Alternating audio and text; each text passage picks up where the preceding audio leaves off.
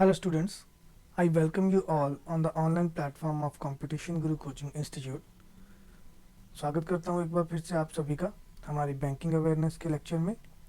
आज का banking awareness का लेक्चर है हमारा लेक्चर 5। जैसा कि आप सब जानते हैं, कंपटीशन गुरु कोचिंग सेंटर आपको लेटेस्ट एग्ज़ाम्स के लिए बेहतरीन से बेहतरीन कंटेंट प्रोवाइड कर रहा है। इससे पहले आपको जो बैंकिंग अवेयरनेस के लेक्चर मिले होंगे उसमें आपने types of banks, types of bank accounts, international monetary fund, ऐसे कुछ टॉपिक किए होंगे। अभी जो हमारा करंट टॉपिक है इस लेक्चर के लिए, दैट इज़ फाइनेंशियल सिस्टम।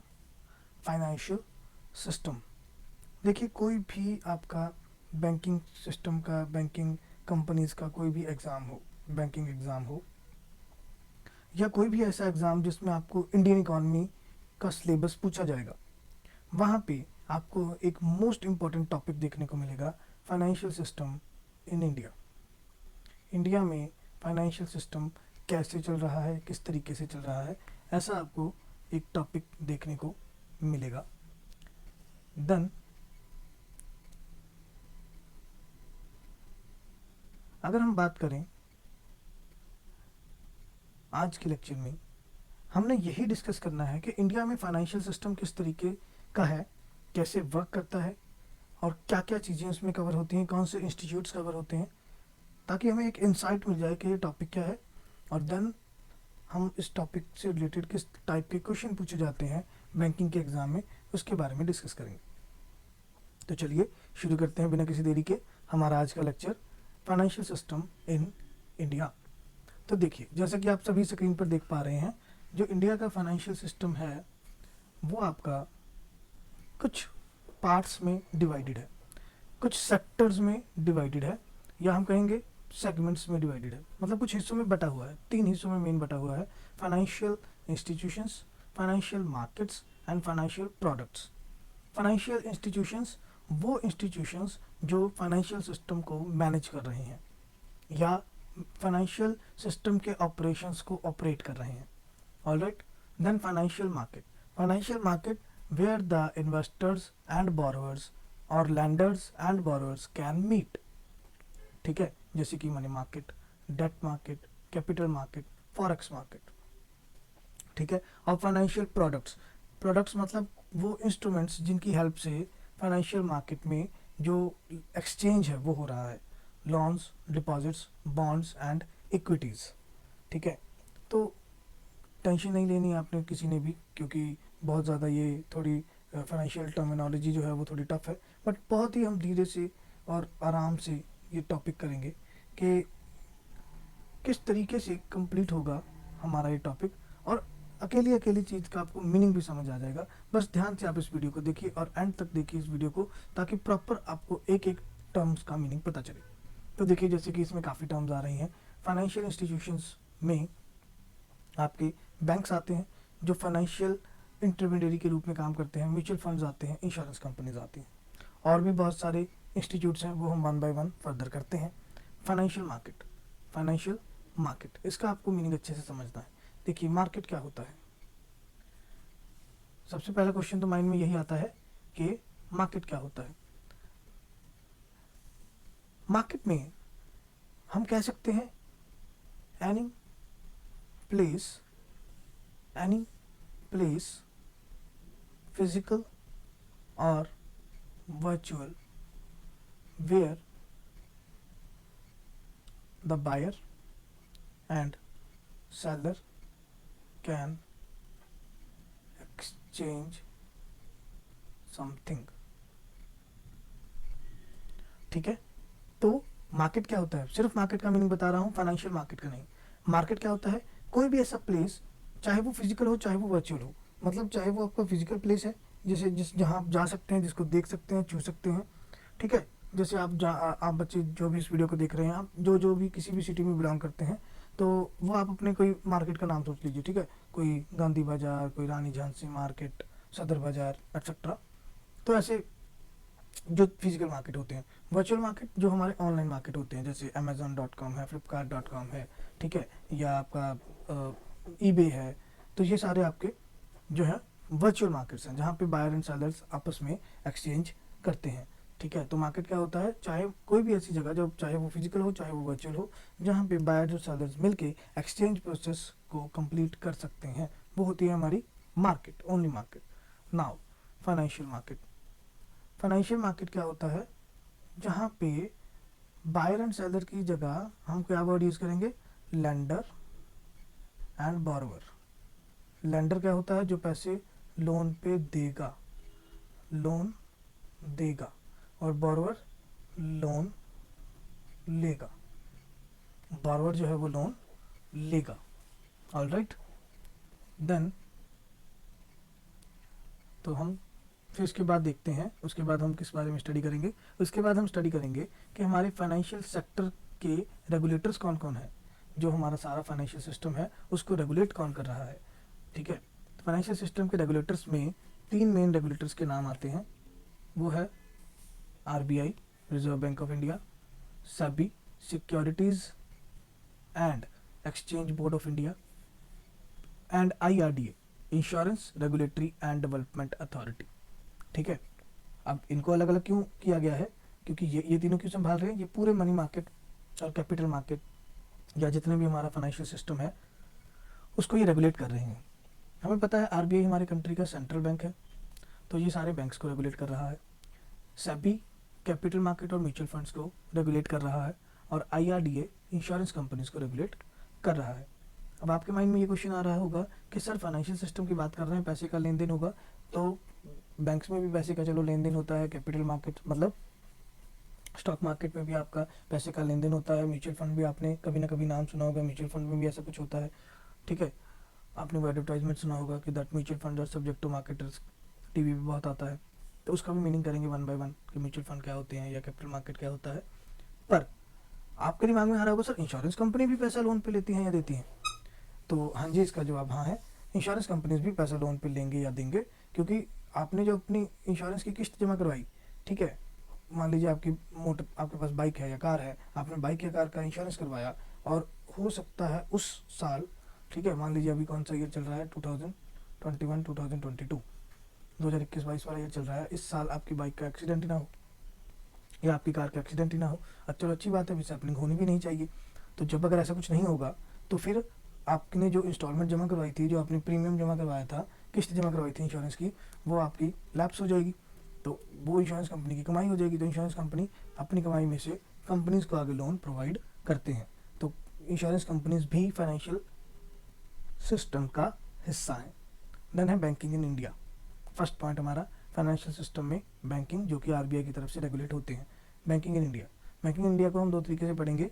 सबसे पहले इसका लीगल फ्रेमवर्क, सबसे पहले हम इसका पढ़ेंगे लीगल फ्रेमवर्क कि कैसे लीगलिटी में आया बैंक्स, बैंक्स को कैसे लीगलाइज किया गया, क्या लीगल फ्रेमवर्क है, क्या रूल्स एंड रेगुलेशंस हैं जिनके अंडर रह के बैंक्स काम करते हैं। ये दो हैं, एक तो आरबीआई एक्ट 1934 और बैंकिंग रेगुलेशन एक्ट 1949। ये दोनों एक्ट बहुत ही ज़्यादा इंपॉर्टेंट हैं, क्योंकि इन एक्ट्स के थ्रू कभी कभी डेफिनेशंस के क्वेश्चन पूछे जाते हैं या रूल्स एंड रेगुलेशंस के क्वेश्चन पूछे जाते हैं। ठीक है, आपको घबराने की कोई ज़रूरत नहीं है। आपको जितना भी कंटेंट करवाया जाएगा, जितना भी सिलेबस कवर करवाया जाएगा, उससे बाहर आपको कोई भी क्वेश्चन देखने को नहीं मिलेगा एग्जाम पेपर में। तो चलिए शुरू करते हैं। हमारा लीगल फ्रेमवर्क क्या है बैंकिंग सेक्टर का। तो banking in India is governed by BR act. BR क्या है आपका, बैंकिंग रेगुलेशंस एक्ट।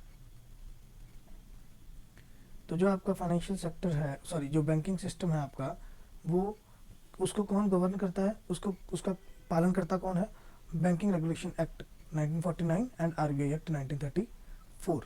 ठीक है, banking in India is control and monitor by RBI and government of India. Banking जो सिस्टम है इंडिया में, उसको कंट्रोल कौन करता है, आरबीआई, और मॉनिटर कौन करता है, गवर्नमेंट ऑफ इंडिया। मॉनिटर मतलब एक निगरानी रखना, चेक रखना कि किस तरीके से हमारा बैंकिंग सिस्टम काम कर रहा है। बाकी रूल्स एंड रेगुलेशंस वो सारा आरबीआई की तरफ से ही बनाया जाएगा। ठीक है, नेक्स्ट है the control for different banks are different based on whether the bank is are statutory corporation, banking company, cooperative society. Banks के ऊपर कौन कंट्रोल करेगा, उसके लिए अलग अलग टाइप के जो बैंक्स होते हैं, वो उसके टाइप के जो बैंक हैं वो डिसाइड करेंगे कि इनका रेगुलेटर कौन होगा। ठीक है, जैसे मान लीजिए स्टैट्यूटरी कंपनी है, स्टैट्यूटरी कंपनी हो या बैंक खुद में एक कंपनी हो, स्टैट्यूटरी कॉर्पोरेशन हो या बैंकिंग कंपनी हो, उसको आरबीआई कंट्रोल करता है। जो कोऑपरेटिव सोसाइटी वाले बैंक होते हैं, जैसे जो हम जिस एग्ज़ाम की बात कर रहे हैं, पंजाब स्टेट कोऑपरेटिव बैंक की, और कोई भी स्टेट कोऑपरेटिव बैंक की अगर हम बात करें, ठीक है, तो जो कोऑपरेटिव सोसाइटीज़ वाले बैंक होते हैं, रूरल बैंक्स होते हैं, एग्रीकल्चर बैंक्स होते हैं, हमें पता है उनको कंट्रोल कौन करता है, नाबार्ड करता है। और क्योंकि ये कोऑपरेटिव सोसाइटी हैं, तो इनको रेगुलेट करने के लिए इंडिया में इंडियन कोऑपरेटिव सोसाइटीज़ एक्ट भी बनाया गया था 1912 में। तो इसमें भी जो रूल्स एंड रेगुलेशन आते हैं, उसके थ्रू भी हम कोऑपरेटिव सोसाइटी या कोऑपरेटिव बैंक को मैनेज करते हैं, रेगुलेट करते हैं, कंट्रोल करते हैं। ठीक है, तो अभी हम करेंगे बैंकिंग रेगुलेशन एक्ट 1949। 1949 वाला जो हमारा बैंकिंग रेगुलेशन एक्ट है, वो क्या चीज़ थी। तो देखिए, banking regulation act covers banking companies and cooperative banks with in certain modification. Banking regulation act के अंदर जो कंपनीज हैं, बैंक जिन्होंने अपने आप को एज ए कंपनी रजिस्टर्ड किया हुआ है उनको, और वो बैंक जिन्होंने अपने आप को as a cooperative society register किया हुआ है उनको, उनके लिए रूल्स एंड रेगुलेशंस आए बैंकिंग रेगुलेशन एक्ट में 1949 में। ठीक है, बैंकिंग रेगुलेशन एक्ट अब किस पे लागू नहीं होता। Banking regulation act primary agriculture and credit societies पे लागू नहीं होता और लैंड डेवलपमेंट बैंक्स के ऊपर लागू नहीं होता। ठीक है, मतलब जो भी आपके आरआरबी हैं या एग्रीकल्चर बैंक हैं, उनके ऊपर बैंकिंग रेगुलेशन एक्ट की जो कंडीशंस हैं, रूल्स एंड रेगुलेशंस हैं, फॉर्मेलिटीज़ हैं, वो लागू नहीं होती हैं। और लैंड डेवलपमेंट बैंक्स, जितने भी बैंक्स जो हैं वो लैंड के प्रमोशन के लिए, लैंड के डेवलपमेंट के लिए बनाए गए हैं, उनके ऊपर ये लागू नहीं होता बैंकिंग रेगुलेशन एक्ट। ठीक है, ये क्वेश्चन बहुत ज़्यादा इंपॉर्टेंट है, इसको स्टार बना लीजिए कि बैंकिंग रेगुलेशन एक्ट जो है वो आरबीआई को शक्ति प्रोवाइड करता है, एक पावर प्रोवाइड करता है सेक्शन 22 के अकॉर्डिंग कि वो बैंक्स को लाइसेंस इशू करके दे सकता है। किसी भी बैंक को बैंक बनने के लिए पहले आरबीआई से लाइसेंस लेना पड़ता है। तो आरबीआई अगर लाइसेंस प्रोवाइड करता है तो वो कौन से सेक्शन के अकॉर्डिंग प्रोवाइड करता है, section 22 of banking regulation act. बहुत ही ज़्यादा इंपॉर्टेंट क्वेश्चन कि which section of the banking regulation act authorizes RBI to provide license to other banks या other commercial banks, that is section 22। ठीक है, अब बैंकिंग रेगुलेशन एक्ट में किस किस चीज़ों के बारे में बताया गया है, बैंकिंग रेगुलेशन एक्ट में किस किस चीज़ों के बारे में बताया गया है, जैसे कि रेगुलेशंस के बारे में बताया गया है, क्या रूल्स एंड रेगुलेशंस होंगे बैंक्स के लिए, बैंक्स को किन रूल्स एंड रेगुलेशन में रह के काम करना होगा, कंट्रोल ओवर मैनेजमेंट, मैनेजमेंट के ऊपर कौन कंट्रोल करेगा, किस तरीके से मैनेजमेंट के ऊपर कंट्रोल बनाया जा सकता है या बनाया जाएगा, इसके बारे में बताया गया है। सस्पेंशन एंड वाइंडिंग अप, अगर किसी बैंक ने कोई अपनी पावर्स से दूर जाके कोई काम किया, अपनी पावर से दूर रह के कोई काम किया, तो उस बैंक का लाइसेंस सस्पेंड कर दिया जाएगा। और वाइंडिंग अप, वाइंडिंग अप मतलब ख़त्म करना, क्लोज करना, बंद करना, तो बैंक को वाइंड अप करके क्लोज भी कर दिया जाएगा, बंद भी कर दिया जाएगा। एंड कुछ पेनल्टीज़ भी बताई हुई हैं, पेनल्टीज़ बताई हुई हैं, अगर बैंक को वाइंड अप नहीं करना, बैंक को बंद नहीं करना, तो उसके लिए कुछ पेनल्टीज़ भी लगेंगी। कुछ मान लीजिए किसी बैंक ने कोई नियम तोड़ा, कोई रूल तोड़ा, ठीक है, तो उसके लिए पेनल्टीज़ भी पे करनी पड़ेंगी। तो ये इन सभी चीज़ों के बारे में बताता है हमें बैंकिंग रेगुलेशन एक्ट 1949। फिर आते हैं हम आरबीआई एक्ट के बारे में। RBI act was enacted to constitute the Reserve Bank of India. RBI act क्यों पास किया गया था, एनेक्टेड करना मतलब पास करना। आरबीआई एक्ट क्यों पास किया गया था, ताकि आरबीआई बना सके, आरबीआई का एस्टैब्लिशमेंट हो सके। आरबीआई एक्ट को टाइम टू टाइम अमेंड किया गया है। अमेंडमेंट्स हमें पढ़ने की जरूरत नहीं है बिकॉज वो हमारे सिलेबस का पार्ट नहीं है। ठीक है, RBI act deals with the constitution, powers and functions of RBI. RBI का क्या संविधान है, आरबीआई अपने आप में क्या रूल्स एंड रेगुलेशन फॉलो करता है, आरबीआई के क्या पावर्स हैं और आरबीआई के क्या फंक्शंस हैं, इसके बारे में हमें कहाँ से पता चलता है, आरबीआई एक्ट 1934 से। ठीक है, अगर आपसे पूछा जाए आरबीआई का एस्टैब्लिशमेंट कब हुआ, आरबीआई का एस्टैब्लिशमेंट कब हुआ, ये 1935 में हुआ। आरबीआई एक्ट जो है, अधिनियम जो है वो 1934 में आया। तो इस बात का ध्यान रखिएगा कि आपसे क्वेश्चन में आरबीआई एक्ट की एस्टैब्लिशमेंट के बारे में पूछा जा रहा है या आरबीआई बैंक या आरबीआई एज एन ऑर्गेनाइजेशन के वे में क्वेश्चन पूछा जा रहा है। ठीक है, नेक्स्ट पॉइंट है RBI deals with incorporation, capital management and business of banks. RBI banks के कौन कौन सी चीज़ों के साथ डील करता है, इनकॉर्पोरेशन मतलब बैंक्स को स्थापित करने में, बैंक्स की कैसे स्थापना होगी, कैपिटल मैनेजमेंट बैंक में कितना पैसा लगाया जा रहा है उसका प्रबंधन करना, और बिजनेस बैंक वाले अपना बिजनेस कैसे चला रहे हैं इसको भी कौन कंट्रोल या मैनेज करेगा या डील करेगा इसके साथ, RBI. Then central banking functions, RBI को अपने सेंट्रल बैंकिंग फंक्शंस प्रमोट करने होंगे। जैसे कि परफॉर्म करने होंगे, जैसे कि गवर्नमेंट के बैंक के रूप में काम करना, बैंक्स के बैंक के रूप में काम करना, ठीक है, या कमर्शियल बैंक्स जो हैं उनको उनके साथ तालमेल बना के रखना, मॉनेटरी पॉलिसी बनाना, इन्फ्लेशन पे कंट्रोल करना, ठीक है, तो जो भी, या नोट जारी करना, नोट इशू करना, ये सारे फंक्शंस हैं आरबीआई के। तो ये हमें कहाँ से पता चलते हैं? Sorry, reserve Bank of India act 1934 से। इसके बाद financial supervision of banks and financial institutes, जितने भी बैंक्स और फाइनेंशियल इंस्टीट्यूशंस हैं उनकी फाइनेंशियल सुपरवाइज करना, ठीक है, फाइनेंशियली उनको सुपरवाइज करना, कंट्रोल करना या रेगुलेट करना। ऑल राइट, देन है management of forex reserves. Forex होता है, फॉरेक्स की फुल फॉर्म होती है फॉरेन एक्सचेंज। फॉरेक्स की क्या फुल फॉर्म होती है? Foreign exchange. तो जितने भी हमारे फॉरेन एक्सचेंज रिजर्व्स हैं उनको मेंटेन करके रखना, उनकी मैनेजमेंट करना, ठीक है।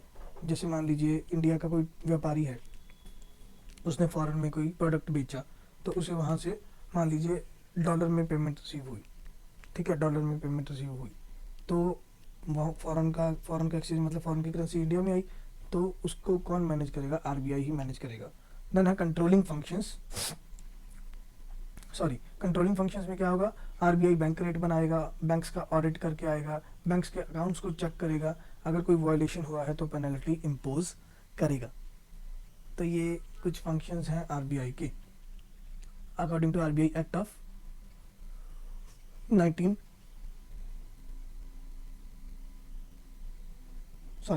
According to the RBI act of 1934, ठीक है। रिजर्व बैंक ऑफ इंडिया जो है वो 1935 में स्टैब्लिश हुआ। अभी मैंने ये आपको बताया आरबीआई जो है वो बैंक के रूप में 1935 में बना, और आरबीआई एक्ट कब पास हुआ? 1934 में।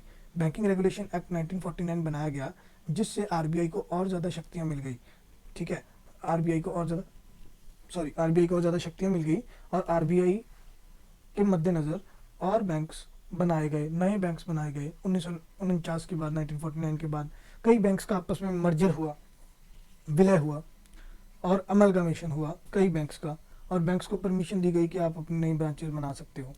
तो बैंकिंग रेगुलेशन एक्ट 1949 के आने से आरबीआई को बहुत ज़्यादा शक्तियाँ मिल गई, नए बैंक्स बनाए गए, मर्जर्स हुए, अमलगमेशन हुए, ठीक है, और नई नई ब्रांचेस ओपन की गई